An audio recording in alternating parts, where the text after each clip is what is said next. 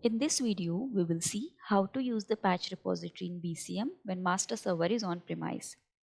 There are two scenarios when the patch repository comes into picture: when patch manager doesn't have internet access and when the patches have to be acquired directly from the vendor. So let's get started. On the patch manager device, set a directory that will be used as the patch repository. I have set it as C patches. Now copy this path and go to patch management and patch manager configuration. Double click on the parameters and set this path in path for local patch repository. Okay. Now whenever the patches will be downloaded from the vendor, they need to be kept in this repository. The reason being, whenever we add any patch in the patch group, patch manager downloads it from the internet.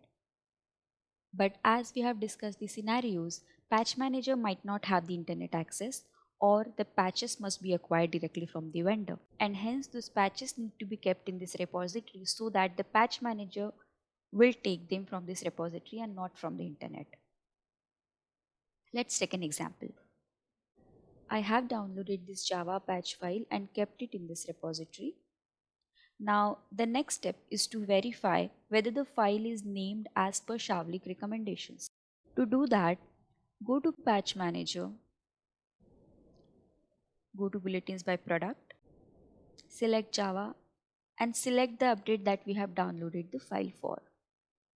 Go to the Patches tab and compare this file name with the downloaded one.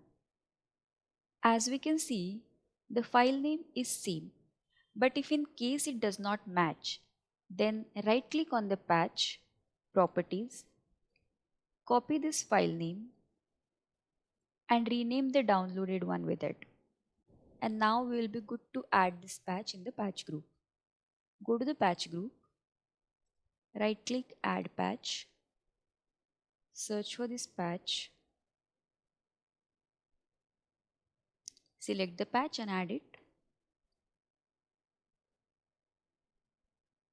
Now the patch manager will look for this patch in the patch repository we have defined and will take it from there.